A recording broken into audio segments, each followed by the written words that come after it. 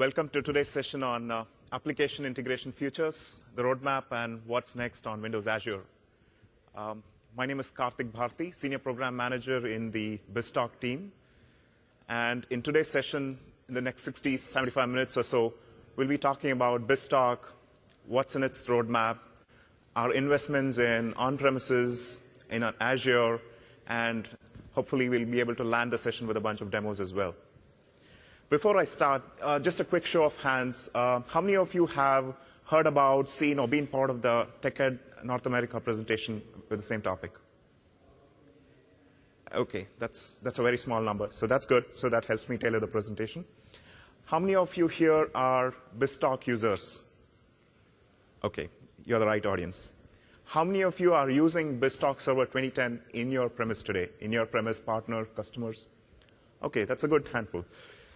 How many of you have heard about the Service Bus, EAI, and EDI? OK, that's great. OK, you guys are the right set of audience. So let's dive right into the presentation. The biggest key takeaway for today's presentation is that we are innovating in BizTalk. Right? What it means is BizTalk Server will be released 6 months after Windows 8. Right? Earlier, I think about a year ago, we shared our plans on the 3 broad pillars where we are investing in BizTalk, the protocol and B2B and the improved Azure connectivity. To that, we have added a bunch of more features that we want to share today. But the commitment is we will be releasing BizTalk 6 months after Windows 8. 2, we are also saying that there is a commitment to release the server platform for years to come. This has been a question that has come up not just as part of our interactions, but more from customers and other conferences when we went to and said, hey, what's the next roadmap after 2010 R2, right? And we are making a commitment that the server release is going to be there for years to come. 3, we are going to enable new Azure-based BizTalk scenarios for EAI and EDI. We'll talk about what it means in a minute. We'll go into the details of the set of features. Essentially, taking advantage of having integration scenarios in the cloud, either through a server form or in terms of a native PaaS form that we want to enable for both EAI and EDI. And we are also saying that we'll bring together BizTalk on-premises in Azure. It is important at the end of the day that the server story and the cloud story can work together, and there are possibilities of having a hybrid scenario where you message across on-premise and in Azure. Finally, our ask is that you continue to bet on BizTalk, and we'll make sure that we take your investments forward. And the sideline is we have opened up our technology adoption program for CTP, and you can actually sign up right now and become part of the BizTalk 2010 R2 tab program. Any of you in the audience who have already signed up for the tab? OK, so we'll share the URLs towards the end of the presentation so you can sign up for the CTP. Great. OK, let's dive right in. So let's step back and see how BizTalk as a platform has progressed in the last few years, right? Some of you, since many of you are familiar with BizTalk, this should be fairly familiar. I'll just breeze through these slides. So at a high level, right, BizTalk is Microsoft's application/middleware strategy, right, connecting disparate applications when it comes to messaging. It has its own pub/sub engine, the message box. It has a notion of orchestrations. You can define your business processes. You can define rules that you can use. You can do your analytics using BAM. And there are a bunch of adapters that we ship out of the box, connecting to both line of business systems as well as transport adapters. And finally, we also support EDI integration, where if you want to do partner-to-partner integration with not just standard X12 Edifact, but a bunch of accelerators which are more industry-specific, be it healthcare or the financial sectors, right?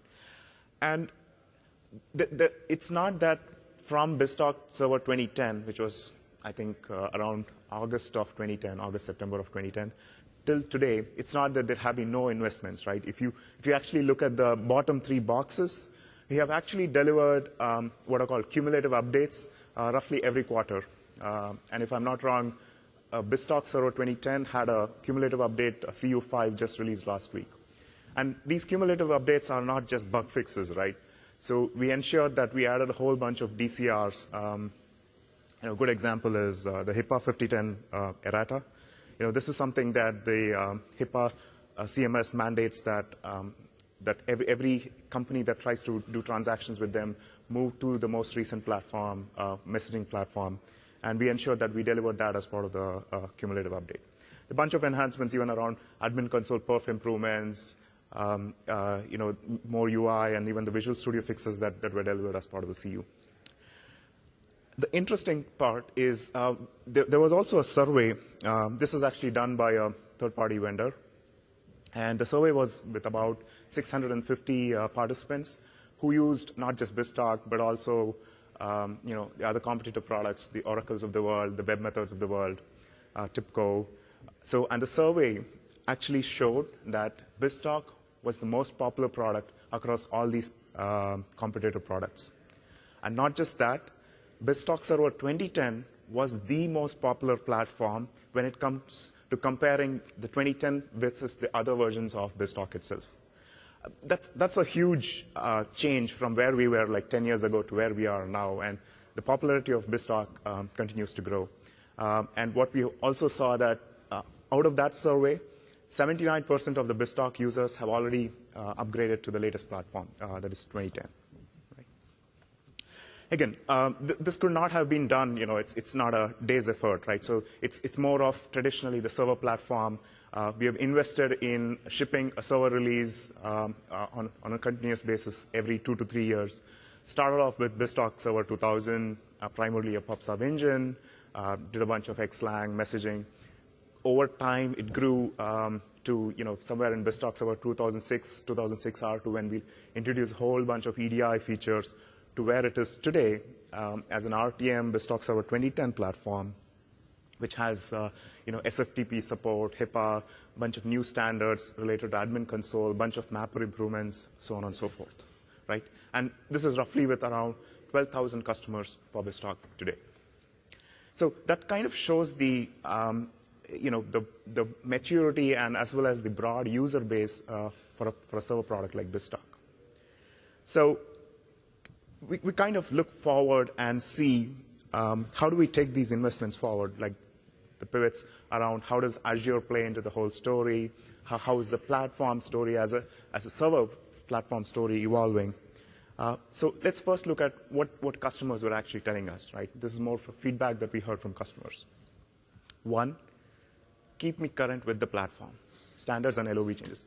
This is a very fundamental ask if you think about it, right? At the end of the day, our customers and partners are going to use BizTalk not in isolation, but BizTalk itself comes with a bunch of requirements around SQL Server, around Office, Visual Studio. And you would also be using other Microsoft products. And at some point, you want to make sure that when you move a platform to the latest version, you want to make sure BizTalk also works with that latest version, right? And LOB versions keep changing. Our partners could change it. So is there like an updated story available for connecting to these systems? What we also heard was reduce the time for developing integration solutions. At the end of the day, it is high touch, we agree, but ensure that I don't have to spend too much time in developing my app, deploying it. Is there, for example, for quick applications, can I do a config-based application development? And when we get to the Azure side of things, I'll actually show a demo with just a few clicks. I would actually end up deploying a whole end-to-end EDI solution. Again, let the customer focus on the business challenges and not the technology infrastructure. You probably know better than this. You don't want to get into the details of saying, okay, now let me find out where exactly is my message stuck in the whole processing transmission. You're better off looking at a tracking view and saying, hey, this is where my message has been failed, and this is the reason. Now let me go take a business action on it, as opposed to just figuring out what's the technical infrastructure change there, right? When it came to the cloud, we heard a bunch of feedback. Both there were a bunch of advantages and the challenges that customer told us. Primarily, this feedback came from both ISVs and enterprises, right? The obvious advantage is with cloud, I get a scalable infrastructure, it is cost effective, and some scenarios like B2B, which is actually amenable to the cloud. Think of it when you're actually trying to talk to your partner who's outside of your firewall, who's outside of your org domain, you're actually crossing your domain. So in some sense, you could host that system as a cloud infrastructure and be able to talk to partners. And when it came to challenges, it was primarily around data privacy, isolation. Hey, would I give up more control? My data resides outside of my firewall. Is it secure? And the other thing that we heard was in terms of LOB assets. LOB assets are always going to be on-premise. So really the ask was around, hey, is there a way that I can still use my cloud infrastructure and be able to connect to my LOBs on-premises? So what did we infer? So at the end of the day, the bottom line is there is no one size fits all, right? Either there are a category of customers who would prefer server, there are a category of customers who would prefer Azure, and there are also a category of customers who would prefer a hybrid model. And at the end of the day, we want to take care of each of these categories of customers, right? And that's exactly what we want to do. And how will this talk meet all of these requirements? One, BizTalk server will have an update on-premise. We will be able to upgrade the BizTalk app to the latest MS platform. This ties back to the point where I mentioned about being up to date with the other versions of Microsoft technologies that are available. Improved reach in terms of B2B customers. I'll talk about it in detail in the next few slides as to what are the set of protocols and standards that we are updating. And better performance and manageability. Again, a whole bunch of improvements around how best you can visualize an application dependency, how can you better manage a BizTalk solution. BizTalk on IaaS. So essentially, if BizTalk were, the whole server solution could be hosted as an Azure VM, how would you do it? And the scenario, again, here was to eliminate hardware procurement times and in terms of reduce the time and cost to set up the environment, right? So this ties back to the point earlier that the customer wants to focus on the business side of things, not on how do I set up, install BizTalk in my data center environment. And finally, there are a whole bunch of past scenarios that we want to enable on BizTalk with EAI and EDI. There are a couple of demos on each of these. Especially when it comes to EDI, you would want to think of reducing the onboarding cost, right? At the end of the day, again, goes back to the point that you want to look at the business side of the problem and say, right, I as an ISV, I probably onboard like 2,000 suppliers, and every time I onboard a supplier, I probably incur an overhead cost of picking up the phone, getting their details, filling it in my system, and then onboarding the partner, and then configuring my solution. Is there a way that I can reduce that cost? Is there a way that I already have a bunch of schemas and transforms that I've defined? They're already running, especially when it comes to B2B maps. They're fairly complex, and I don't want to reinvest the time when I move to Azure. Is there a way that I can reuse those artifacts? And like I mentioned, is there a configuration-driven approach rather than more of a, putting each of these building blocks together? Can I just do a few clicks and have my end-to-end integration pattern working? I would like to stop here and take a few questions and see if there are any questions or concerns at this point. Any questions? Okay.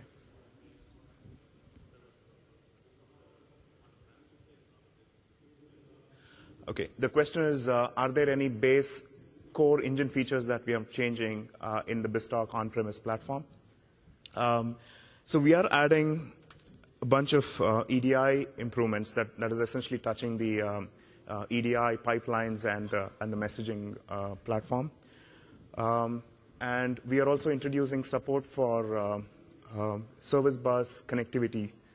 So in terms of how you connect your BizTalk on-premises into service bus, so there's a bunch of messaging improvements we are doing there as well. Those are the two that I can think of. as we go in more detail towards the server changes, I'll have a few other improvements that I'll highlight. Any other questions? OK, so let's move on. I'd like to keep it interactive. So if there are any questions as we progress along, feel free to just raise your hand, and we can have a Q&A. Right. And like I mentioned earlier, we'll ensure that all of these are working together.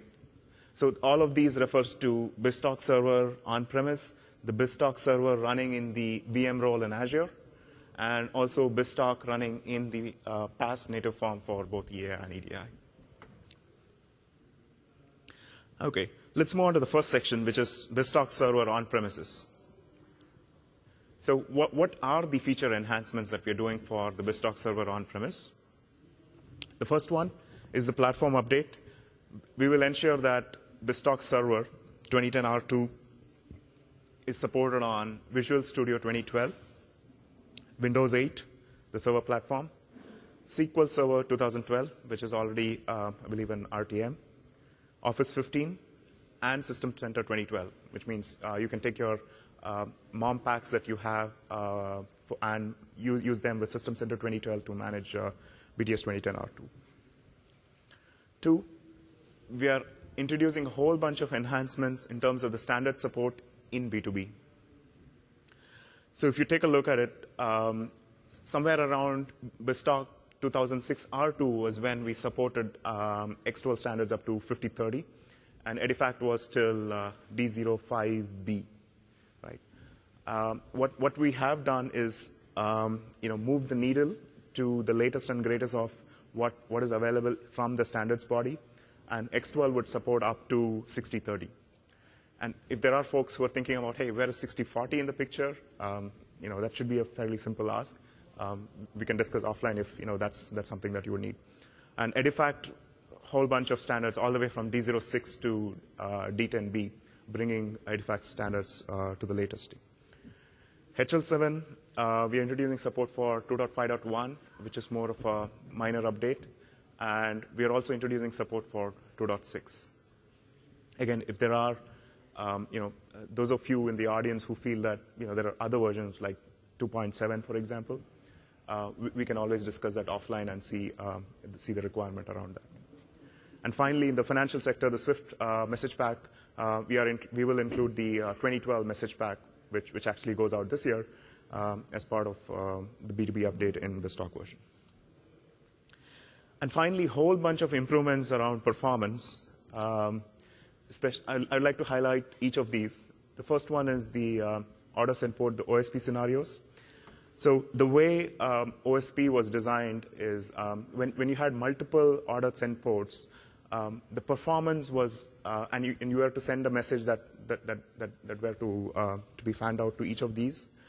The way it was designed was not optimal in terms of how the performance characteristics of the subscription would be. And we are trying to make some engineering improvements around that to make it work faster.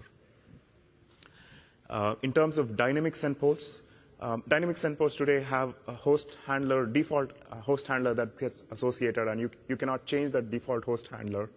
And what we have done is provided a configuration where you can actually change the host handler for a dynamic send port. And you can also use that in ESB scenarios to have better improvements. MLLP, again, this is more of the HL7 ACK, the way HL7 ACKs are handled in BizTalk. Traditionally, whenever you get a message, the message goes through our adapter pipeline and lands all the way in the message box. And at some point, we generate a HL7 ACK back. And the second message cannot come in as long as the ACK goes out. The entire round trip of the ACK goes out through the port to the application. So this was pretty much serialized, and the way you would optimize was to tweak the throttling settings in throttling settings of the BizTalk host, so you get to poll SQL faster and faster, right? What we did, and obviously there's a cap to how frequently you could do that. So this engineering improvement is more around ensuring that we deliver the ACK at the same time. We are not tied to the bottleneck of pushing this message to the message box, waiting for it, to get an ACK and all the way send it back to the system, especially in a two-way MLLP receive scenarios. I believe the performance was like 5x from where it was in BizTalk Server 2010. So it's a huge improvement, and it's actually the ask came from one of the largest enterprise healthcare companies, and we are now able to match and even exceed some of the performance that the other industry adapters do today. We are also investing in a whole of enhancements in the host integration services, the HIS, related to the DB2 connectivity in terms of the schema performance and how client transactions are handled through the DB2 connectivity.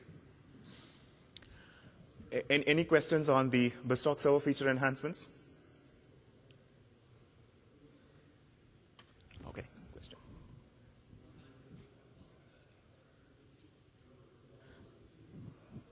I'm sorry, I couldn't hear the question. Is it?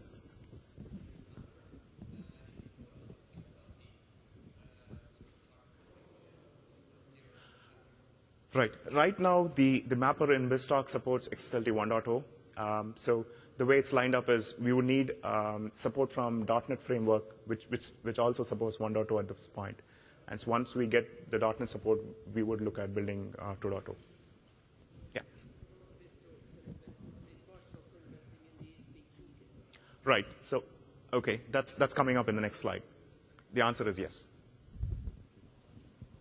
So the question was just for the audience and the recording, is Microsoft investing in the ESB toolkit? And the answer is yes. Okay, so let's move on. So the list of R2 improvements, again, the one around better manageability.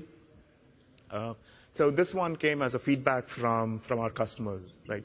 So when you look at the artifacts, the orchestrations, adapters, ports, pipelines, whole bunch of components, at the end of the day, you want to see, hey, how is all of these tied together? If I were to delete it, what happens, right? You would want to see how are all these different artifacts tied together. And we are investing in coming up with more as a dependency viewer, which will be integrated as part of the admin console. So you can see how the different artifacts are tied up.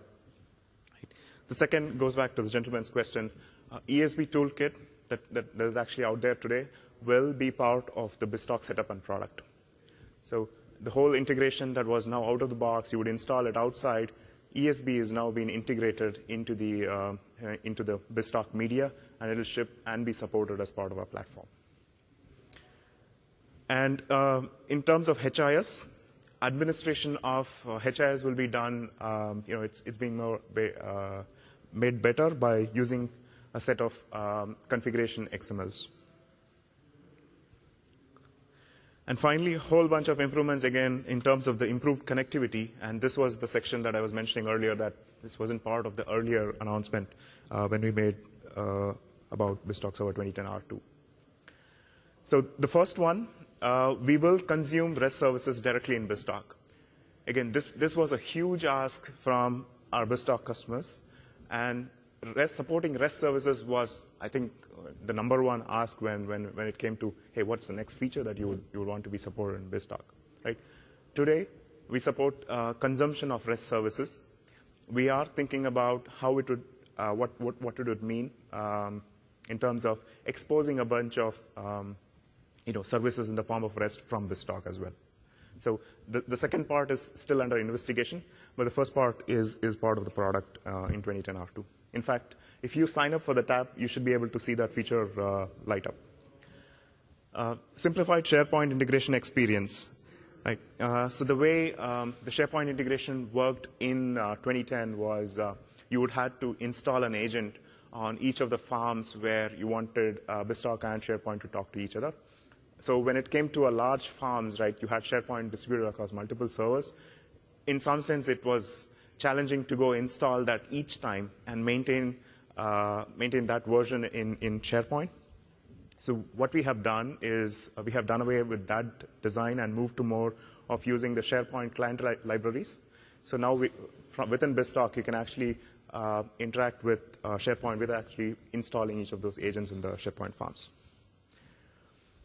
We've also made some improvements to the adapters. The SMTP adapter suppose you would want to send an email to multiple recipients, right? Now you could have configuration parameters where now you can send multiple emails as part of the adapter configuration. The next big thing is connectivity to the service bus items. So service bus entities like relays, queues, and topics, you can actually connect to them from within BizTalk. I'll just talk about it in the demo, but it's as simple as you will have a service bus adapter in some sense. So when you create a port, you can pretty much specify what adapter you want. And for relays, you have, we support TCP relay and the HTTP relay. For queues and topics, we have the SB messaging adapter. You can pretty much use these adapters and directly connect to the service bus entities running on cloud. In terms of HIS, we are also improving the DB2 connectivity with SQL Server, essentially ensuring that DB2 and SQL can talk to each other in terms of the HIS scenarios. And we are also introducing SQL connectivity to Informix. If I'm right, earlier you would configure a linked server from SQL. From SQL you would connect to Informix, and then from Informix, then you would try to integrate it with BizTalk. But now you'll have SQL Server connectivity to Informix with this improvement.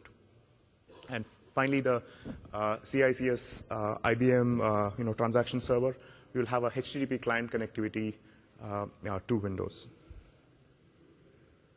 Question? Yeah. Mm-hmm.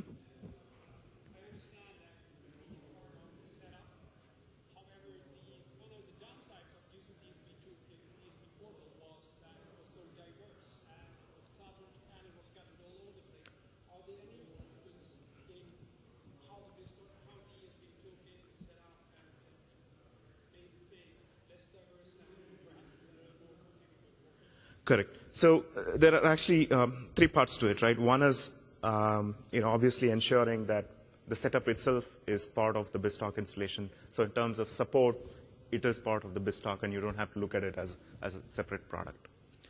The second level of integration, in my opinion, is ensuring that we have the latest version of the platform support itself, right? You'll have ESB toolkit, then there's a dependency on enterprise library, then there's a version of BizTalk. So how do you ensure that you're latest and ensure you don't muddle with other applications that use the enterprise library? Second set of integration. The third set of integration is what you call out. Hey, how can you make the experience seamless? Because the ESB portal and the bunch of components is touching across end components. Can you ensure that has a tight integration? At this point, what we are committing to is level 1 in some sense. We understand it's a journey. We have to move to level 3, but that's something that we are looking at, but it's not committed at this point. Any other questions? Okay, so let's move on. We'll move on to the second part of the presentation, which is on hosting the BizTalk server in the Windows Azure VM role. Here, the use case is straightforward, right? We touched upon this in the earlier slides. The key benefit is you want to eliminate the whole lead time in procuring a hardware, ensuring it meets what BizTalk, the latest version of BizTalk requires, ensuring that you set up that environment, you maintain that environment.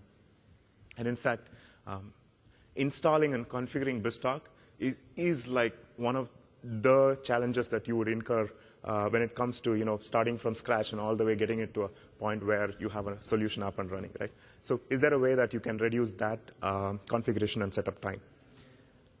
So what we are saying is the experience will be as seamless as going to the Azure portal, doing a bunch of clicks, selecting the type of BizTalk server you want, selecting the topology, and have that deployed on Azure and have it running in a few minutes, right?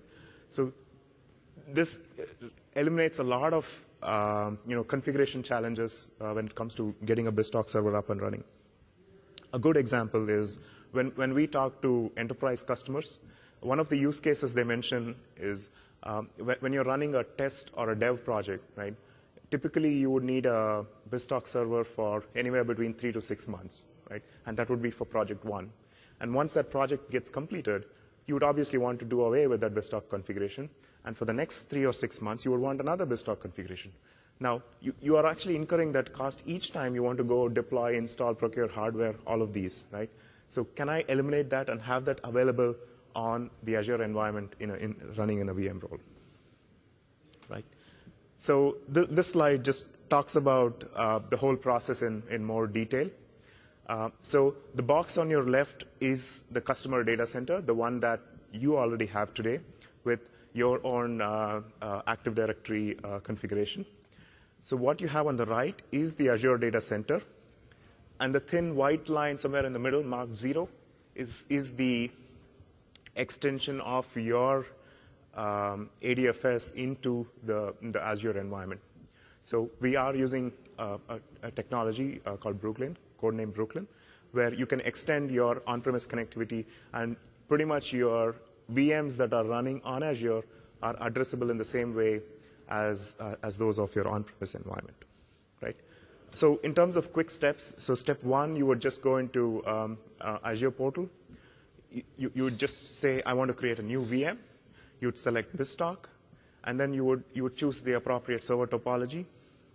And this server image that we are going to have it in IaaS is the same server that we'll ship as part of the on-premise platform. It is going to be BizTalk Server 2010R2. So you'll get all the set of capabilities that are here on the IaaS environment, right? And you would select the topology. And right now, the thinking is that we would support 2 topologies. One is more of a dev environment, which is everything put in a box, right? I'll have BizTalk, I'll have Visual Studio, I'll have SQL Server, all of it put in as a single VM, and I want it to support my dev scenarios. I'm not going to do a multi-node scenario with different SQL and different BizTalk, multiple host instances. The second scenario is more of a test scenario where you'll have a multi-node topology. You can install SQL Server on one of the VMs. You can have your hosts and host instances running on different VMs. You can create a multi-node topology and have it provisioned through Azure. And once provisioned, you can log in, and it will pretty much be configured. The BizTalk admin configuration, all of the options. So here are the timelines. Again, where we are is in the first box. July, sometime around July is when we are planning to do our first public CTP.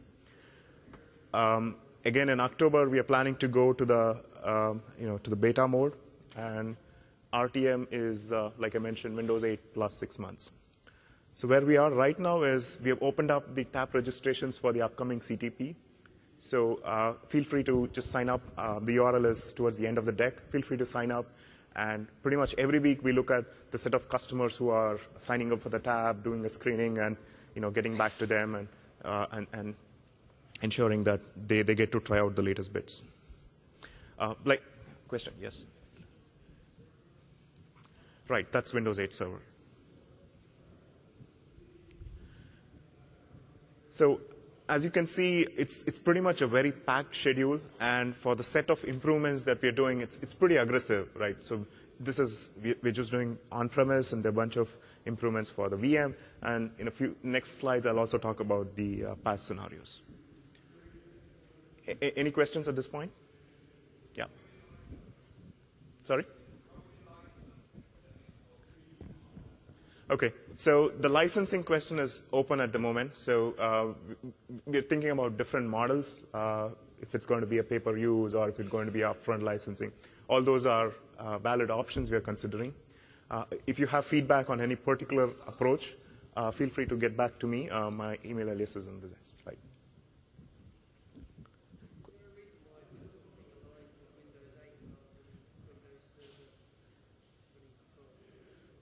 So Windows 8 Server is Windows Server 2012.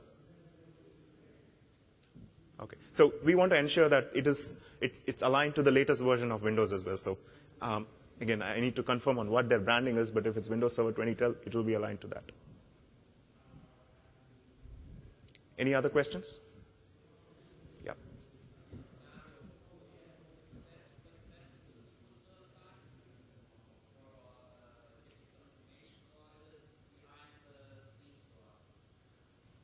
I'm sorry, could you repeat the question? Is it about the VM size or?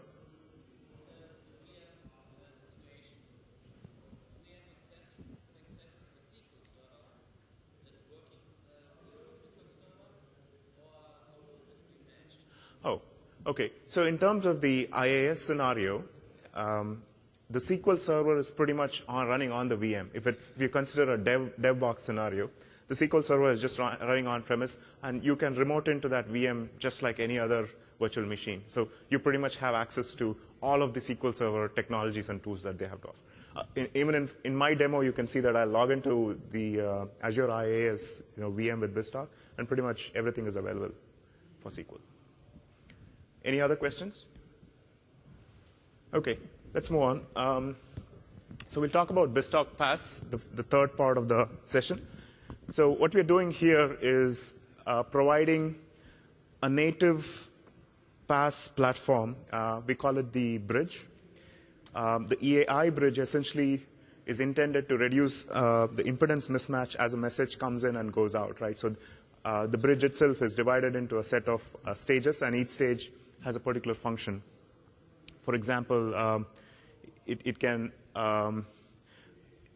remove the impedance mismatch. You can have a schema validation stage. You can have transformation. In this case, we have a new engine in the past scenario. It's a TRFM engine.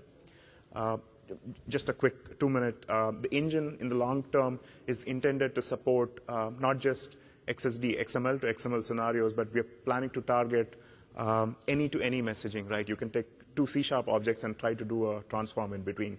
So the newer engine is aligned towards the longer-term story. What we are also ensuring that we don't leave behind the current BTM. So the bunch of migration tools that we support, where you can take your BTM and get it converted to TRFM. I think if you go to btmmigration.codeplex.com, you can actually get that tool for the migration. And we plan to update it as we improve on the TRFM support. A whole bunch of support for custom code, where you can plug in your own custom pipeline components, message enrichment. If there are certain properties that are of interest to you in your routing scenarios, or in terms of grouping different messages together, and a whole bunch of connectivity in terms of connecting to the LOB on-premise. Goes back to the earlier point I mentioned, where customers do want to have their LOB running on-premise, but certain scenarios can run the EAI bridges on cloud. Typically, there are two broad categories, right? It's an enterprise scenario where you have a greenfield application. You want to quickly rig up an application running on cloud with a bunch of clicks. Or it's more of an ISV scenario where you're trying to integrate, let's say, Salesforce.com, and you're trying to message it to SAP or a SQL Server running on-premise, right? So the top boxes just indicate where the message is coming from. The bottom boxes where the message goes to, like, for example, the queue topic can go to another service or LOB on-premise, right? So what I have is a quick demo of a scenario. It's a fairly busy slide, but the top takeaway is this is an internal application that we use back in our IT, where it's an incident management system, where an incident as a request can come from multiple sources, right?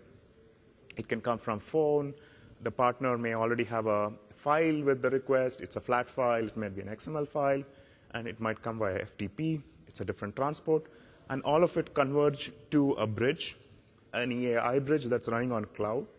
And what we do is we take up that message, figure out the format. If it's a flat file, is it an XML, and let it pass through transform, convert it into a canonical message, and finally hand it over to the LOB transformation.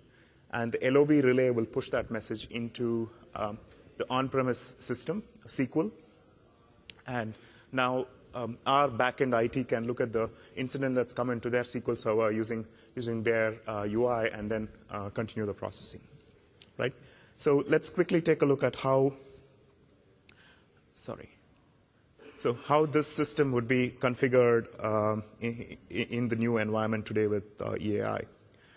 By the way, the EAI bits are available as, if you search for Service Bus EAI and EDI, the April 2012 CTP has the SDK bits that you can install to download the bits.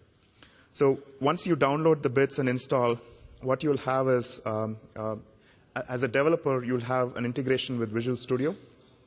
What you can do is go to File, New Project, And you can see that there is an EAI project listed, and you can configure this EAI application. Click OK. So what I'm trying to do is three things.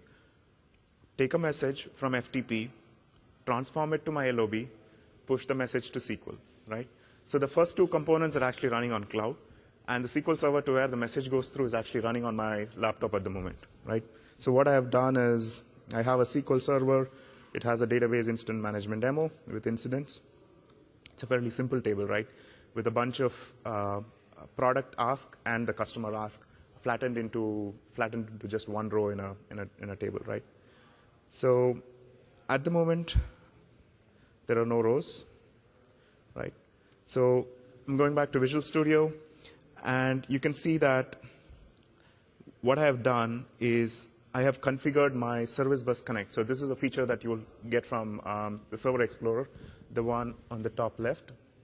So all you have to do is install the SDK, and you'll have a management service running an IIS that exposes these calls, and all you need to do is say add server and give the URL with the management service, and you'll have that connected. It supports both HTTP and HTTPS. I go to LOB types. These are the 5 different LOB types we support today in Azure. I go to SQL and say add SQL target. What I'm trying to do now is expose my LOB as a relay endpoint on the cloud. I get a wizard. So this is my local system. I'm using the default instance. And the catalog is what I showed here. Catalog is incident management demo. So I believe it's case sensitive depending on the collation I'm using in SQL. So I'm going to use Windows credentials to connect to SQL. Click Next. The connection was successful. You should be able to see the incident table that you're seeing here. I open it up, and it shows me what are all the operations you want to expose as an Azure service. So I click just Insert, because I'm trying to insert from the cloud into my SQL DB. And I click Next. So then there is a runtime credentials, right? When a message comes in, how do you want to ensure that message has access to get into your SQL database? I'll give it Windows credentials. May not be the best option, but I'll give it anyway. So let me configure my Active Directory credentials that can connect to this system. Click Next. And now the final configuration is how do you want to expose it in Azure, right? So you would have to have namespace created on Azure, and all this requires is you need to key in that namespace information. So I have pre-created a namespace. So I'm just going to select one of those pre-created namespace, and I can give a subpath, right? One namespace can have multiple LOBs configured. So I can create a subpath saying TechEd U1. So you can see that this is the URL that shows up, right? My namespace /EU1/TechEd EU1 that I just keyed in, and just a confirmation. And within like just a jiffy, I actually have a relay endpoint that's set up on the cloud. So I go back to my SQL server, the configuration in Server Explorer, and you can see that this is the one that I configured recently, right? So I had a whole bunch of things created before this demo.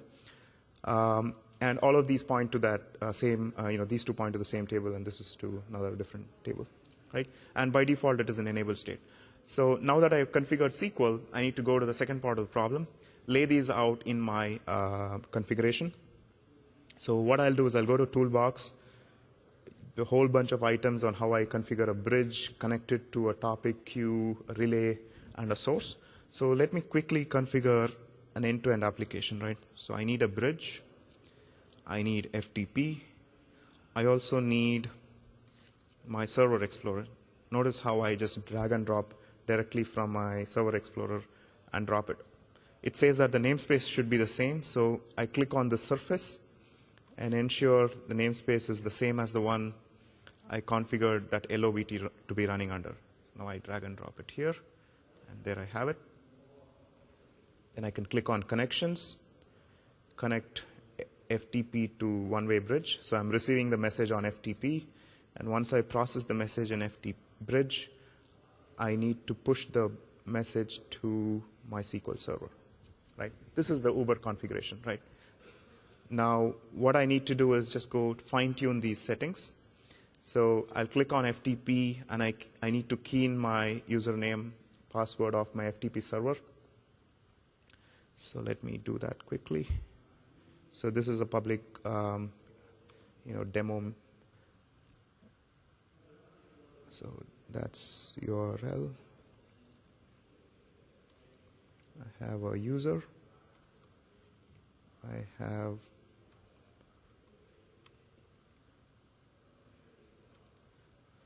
and notice that by default SSL is enabled, and in this case I'm not using SSL, so I have to change 919 to 21. File mask, just take text files for now. And folder path, let me go to that folder. You can see that this is my FTP server. There's nothing in here. So let me copy the folder path where that message needs to be picked up from, right? So I have my FTP configuration ready. Let me get my LOB configuration. So if I click on the arrow, it just says what messages need to be routed to my LOB. So I'll click on that, and route filter condition is match all. So I need to send all messages from my bridge to the LOB. And I also need to specify the route action. What should be the SOAP action header when the message comes from the bridge to the SQL server, right? So I go back to this server, and under operations, notice that it says there's an insert operation. This is the one that I configured during my visit. So all I need to do is set my route action. I say add. It's an expression. So this is the value of route action. So it should actually say what table that you're writing to, and it's an insert operation. And let me put that in a SOAP action, right? Done. So now I have configured pretty much the first and the last piece of the messaging solution. Now I need to configure my bridge. So what I need is two things. One, I need schemas so I can validate the bridge. Two, I need to transform from that message format to the one MySQL can understand, right? So the way I get my SQL schemas is interesting, right? All I need to do is right-click here, and it says Add Schema to Project. So it kind of generates the schemas that are supported for this particular relay endpoint. Click on that. It asks some standard naming conventions. So I'll just say incident underscore, right? Everything will start, every schema will be configured using that. Use Windows credentials, click OK. And notice that it has added those three schemas, right? Whatever is supported by that relay endpoint. So I need a source message. So let me go add an existing item. I have that pre-created. It's a very simple XSD file, right?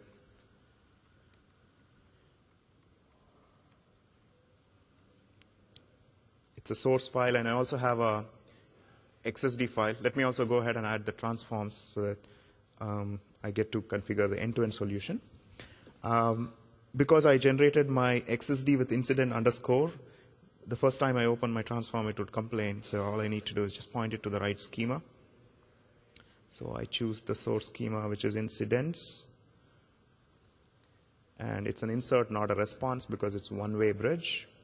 There you go. My transform lights up. It's a fairly simple source schema, right? You can see that the two nodes, customers and details, I flatten it out and push it on the target schema, which MySQL requires. Similarly, incident source file to SQL. Configure the incidents XSD, insert. It's a fairly simple schema transform again. But here what I have is I have a map each construct. Again, this is not part of the BTM, which is an enhancement we did here. It allows you to group the set of all incoming to outgoing using this scoping.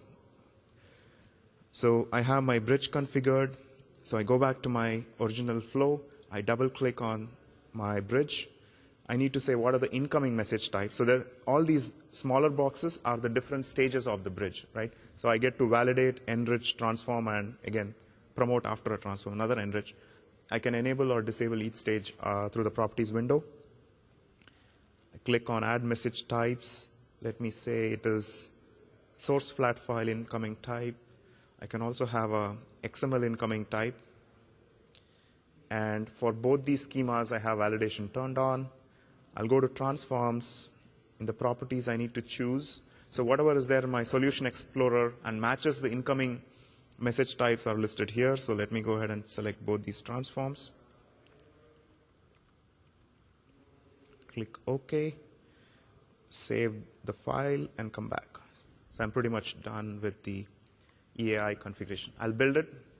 You see an error that's specific to my laptop configuration. So let me, yeah. You should be able to build that project directly. So let me go ahead and open that solution. I think it was 13. Yeah. Right. So.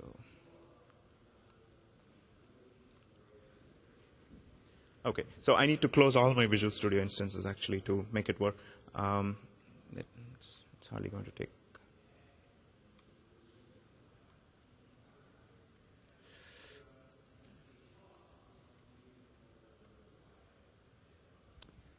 Okay, so I should be having 13 here.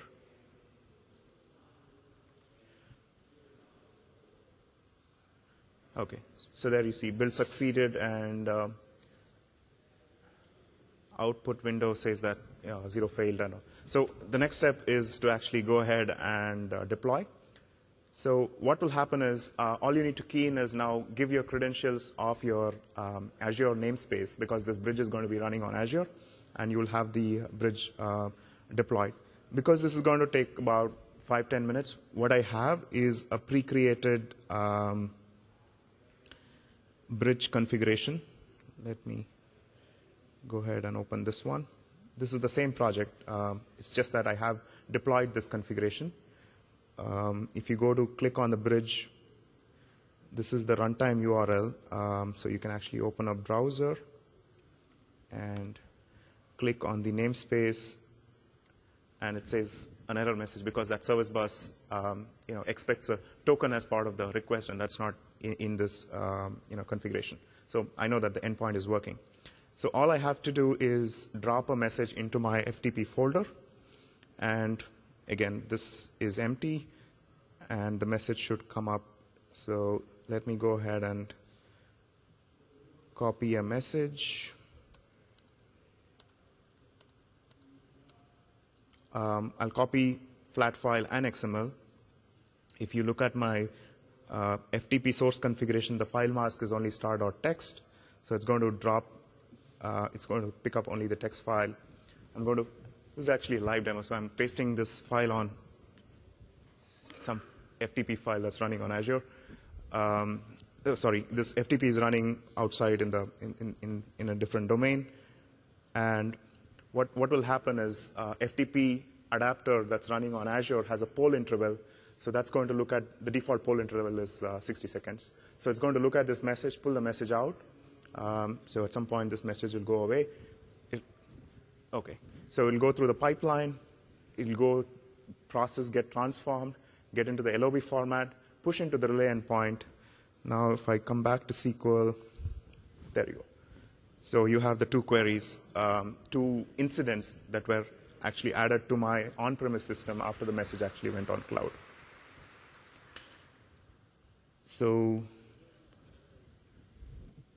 Right. So right now, it's an internal parameter. We don't expose the FTP poll interval, but we plan to do that in the future release. Right now, it's defaulted to 60 seconds. Any questions on this demo? Okay. Yeah. Right. So good question. So we do have tracking support in the bridge. So if you go click on the bridge surface and you click on properties, here you have track properties. So here actually you can say track the flow of data. And what it does is there is a store that we maintain, and it exposes a REST interface. So you can actually see where in the pipeline and what is the processing that's being done. So you can actually pull data from this. Any other questions?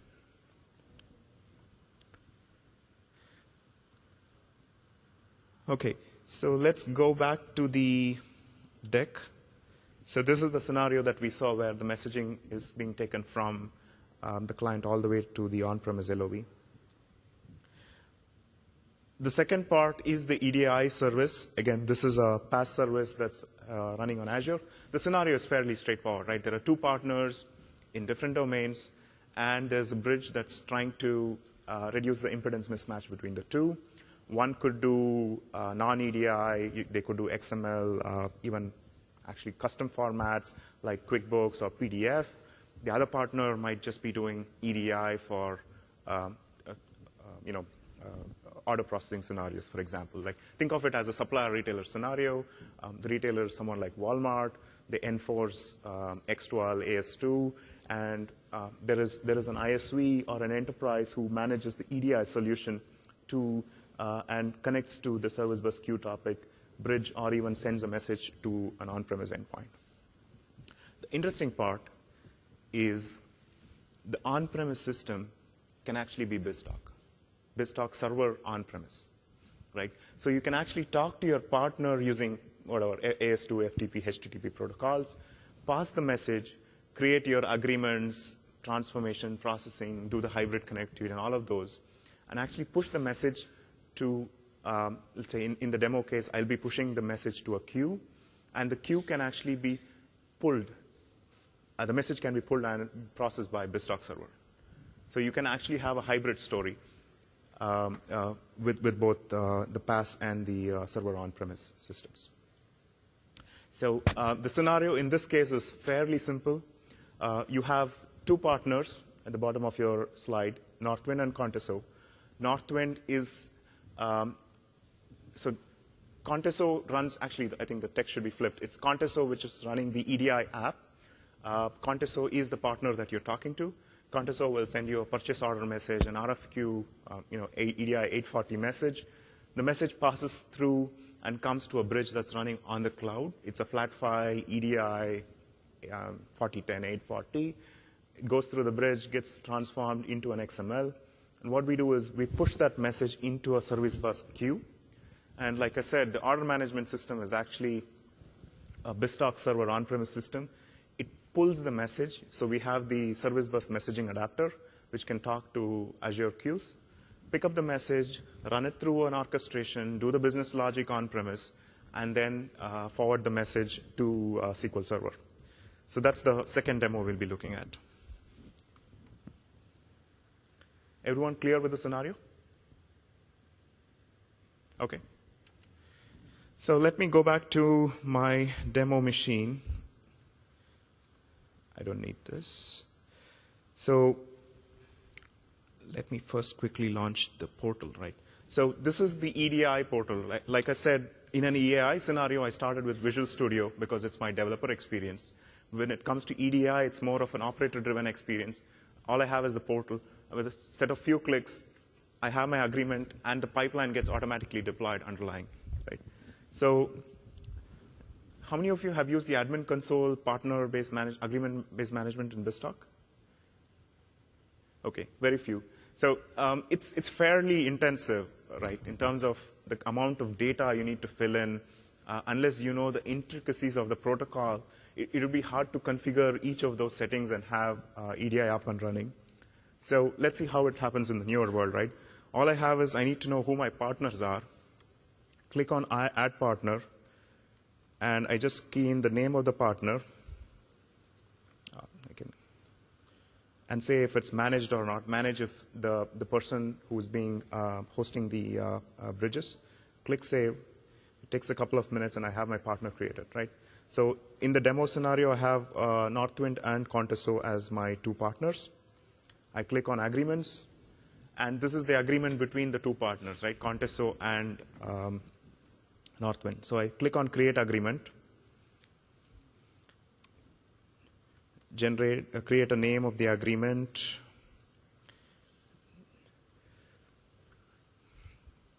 generate a description. It's not mandatory. So select Northwind as my partner.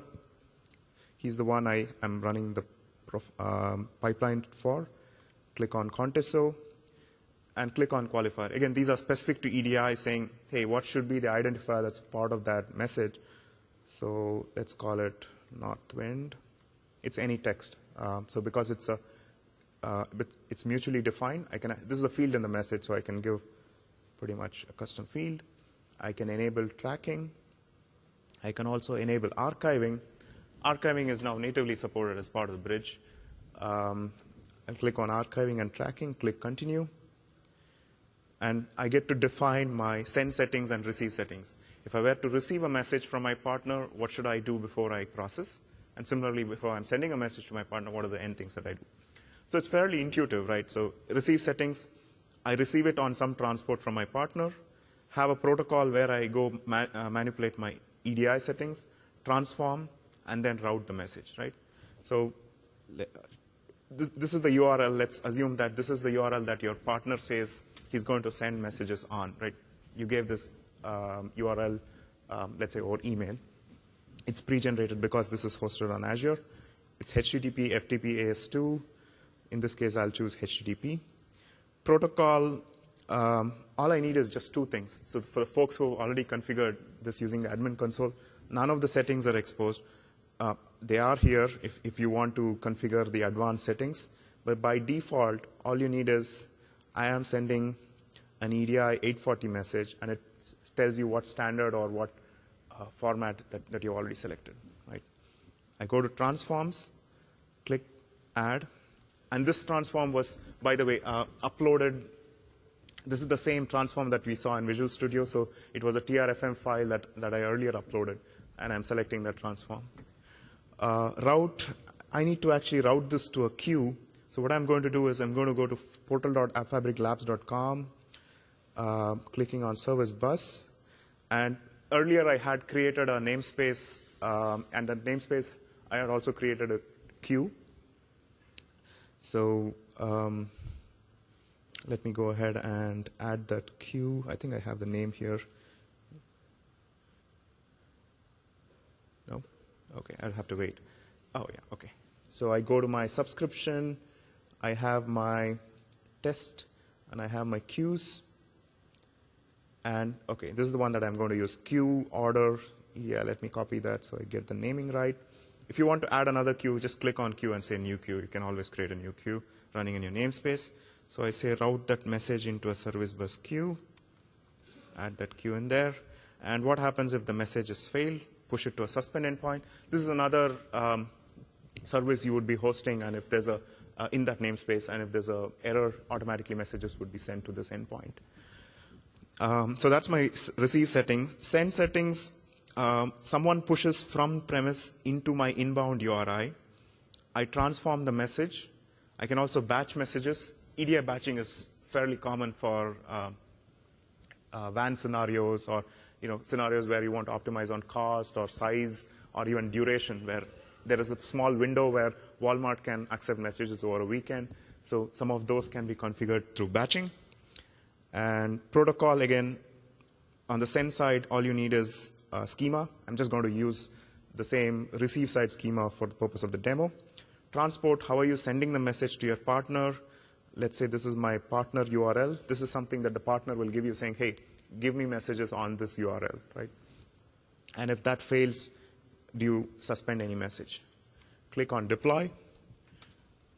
And in a matter of minutes, your agreement and the underlying bridge should be available to you. Notice that all I needed was schemas, URLs, maybe a couple of transforms. With just these three information, I can actually end up creating an agreement. And this is actually a live service. If you go to edi.appfabriclabs.com, you can actually have your own version of agreements and bridges configured. So if I go back, in the list of agreements, demo agreement is created, right? So for the purpose of this demo, I have also deployed another agreement, X12 Northwind Conteso. So the receive URL is where you need to push a message, and the route is actually pushing it to the same queue orders EDI, right? So what I have is now this message is to be picked up by BizTalk from the queue, right? So we'll look at how BizTalk is being configured. So what I have is I have the Azure preview portal. And again, this is specific to the account that we are using. And what we have done is we've gone to virtual machines. Under images, we have a bunch of BizTalk images. And when we actually RTM, you would see BizTalk as a native image that we add for BizTalk Server 2010 R2. So we've gone ahead and deployed this VM instance, right? So there is a BizTalk TechEd NA VM that's running. So I'll remote into this. And goes back to the gentleman's question. Once I'm inside a VM, I pretty much, it isn't very different from my on-premise, right? I have my SQL server, the management studio, and my admin console, pretty much what I use in my on-premises environment. So what I have done is I have created a receive port called receive orders. It's mapped to a receive location. Let me double click on that. And the new part is actually this, right? There is a SB messaging adapter that you can use to pull messages from queues and topics, right? So configure. What I've mentioned here is that queue orders EDI. So pick up a message from that queue orders EDI. I need to give the authentication credentials on, what the issuer name and issuer key is this for accessing this. The way I got this information is from here. When I go to click on the namespace, there is an issuer key that you can view, and that's the one that I have keyed in my BizTalk server, right? That's pretty much it. Now, my message is already coming into my send port, and once it's in my send port, I can put an orchestration pipeline message box and do the whole shebang, right, in getting my application running end to end. Before I go further into the demo, I'll just touch upon the other two. There is the basic HTTP. Basic HTTP relay and the net TCP relay that you would use for relay binding. And you'll also use the WCF. I don't see a web HTTP, right? So there is a web HTTP that you would use for consuming REST service that I mentioned earlier, right? So I have this receive port created. What I have is orchestration, and let me click on the bindings. So the orchestration essentially picks up that receive port, maps it to a logical port 1, and on the outbound, it maps it to a logical WCF send port SQL adapter, right? So before I show, the orchestration is fairly simple. I don't want to go into the details, but all it does is takes in a message, checks in a bunch of parameters, uses those logical to physical bindings, just a simple check on what the order quantity is, and then pushes the message out on the send side, right? By the way, this is on Visual Studio 2012, right? It's not the older version of it. I'm actually using the latest and greatest bits. So on my send side, here's my WCF SQL binding.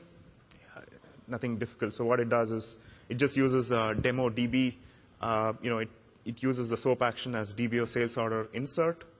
And let's go to SQL and see where it is. OK, we do have a bunch of messages running from, as part of the dry run. So we do have, let's keep the counter at 14, right? So now we have the end-to-end setup. I'm going to push a message to my EDI pipeline, goes all the way, does the processing, pushes it to a service bus queue, picks it up from BizTalk, BizTalk send port, receive port, goes to an orchestration, BizTalk send port, goes to SQL, and you should see that running in my on-premise system, right? So in order to push the message, which is my first step, I do have a small, not so fancy, but I have a form-based application. Let me open that one. It's the RFQ sender, right? Remember, in my EDI agreement, I configured a 840 message. It's not fairly sophisticated, right? Let me click on RFQ creator. So what I'm doing is I have a 840 message, and I just parameterized. I just parameterized sender and receiver, so I can pass that from a UI, right?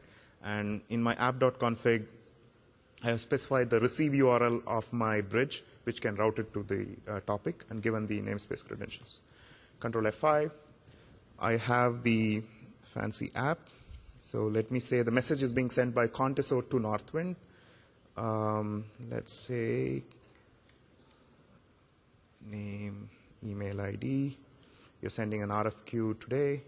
Product item code is, let's say, 1209. And quantity ordered is 350. So the sender and receiver ID is what you had configured in your agreement. If you go to general settings, you can see you're sending as Conteso, value is CO, and you're sending it to Northwind NW. It has to be in caps. So this is CO, and this is NW, submit RFQ. It'll go pack everything up, and then push the flat file to the EDI pipeline. The EDI pipeline will process it. Let me go back to my BTS on-prem, F5, and hopefully it should arrive. In order to know that, hey, is the message arrived properly, like the gentleman's question in EAI, EDI offers a portal where I can go to my trading partner system, click on tracking, and this will go retrieve the track records for any-to-any partner communication. You can actually search on a specific filter criteria, based on date or based on agreement or based on a partner saying, hey, show me only the list of messages. So in this case, notice that this is the message. This time is again, it's actually mapped to UTC. So let's say view the message. So sender is Conteso, receiver is Northwind. Yes, that's what I did. Whole bunch of logs. You can see what happened. No errors. You can download the message that was sent if required. The message was processed successfully. That's good. So it must have gone to the queue, and let's go to BizTalk. It was 14, right? So let's give it an F5. And there you go. That's the 15. Just for confirmation, that's the message that I sent a few minutes ago.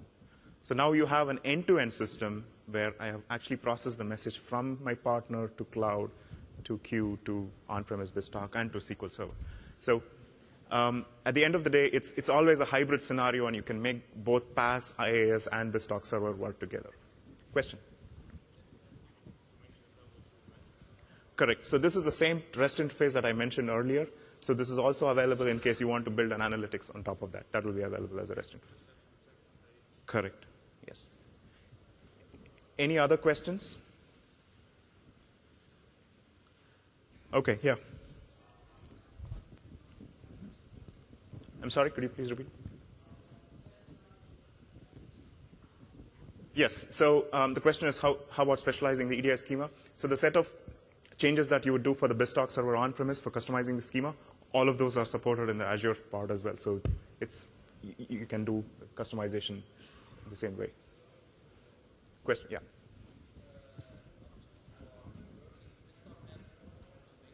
Yeah.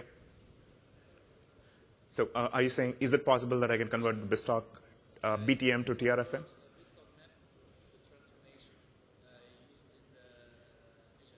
Yes, you can. And so that's the tool that I was mentioning earlier. If you go to btmmigration.codeplex.com, we have that sample tool available. We plan to improve it as we add more features. Any other questions? OK, so let me quickly go back to the deck. So what we have, and both the demos showcase this, is we want to be able to seamlessly connect with the Azure artifacts, exploit the functionality of Azure. There's scalability. There's a way you need not worry about hardware, some of those with BizTalk. And we want to enable hybrid applications where there is on-premise and there is Azure, and there's a way you can connect the two together. So in the EAI, you saw that you're trying to connect from Azure into on-premise. And in the second demo, you saw that BizTalk was on-premise, and you're trying to pull messages from Azure, right? So both these on-premise to Azure is possible. Access to LOB from Azure, we already saw that in the demo. And ensure that you're able to use the artifacts, like the other question, be able to use your BTM and be able to use your TRFM. Is there a way that you can migrate? Or if there are schemas that you've customized for BizTalk on-premise, would they work on Azure? All of those would be supported. So again, the key takeaways, BizTalk Server IaaS will be releasing 6 months after Windows 8. We are committed to releasing server for years to come. We will enable new BizTalk-based scenarios with Azure as a PaaS, which is there will be native integration scenarios. And we'll ensure that the on-premise and the Azure story are pretty much tied together. And our ask is you bet on BizTalk. We will take your investments forward. Call to action, bet on BizTalk. That's the tap URL. You can actually sign up for that right now. And we'll ensure that we'll go through your details. Just give us more information about your organization, the kind of BizTalk usage. So it's part of the survey, and we'll get to know the data. And that's my contact email address, karthikb@microsoft.com. You can reach out either after this presentation or shoot me a mail, and I'll make sure that your question gets answered. Please fill your evals. The bunch of resources, the feedback essentially helps us go back and tailor our presentation or give you more details in a follow-up presentation. With that, I'd like to conclude my presentation. Thanks a lot.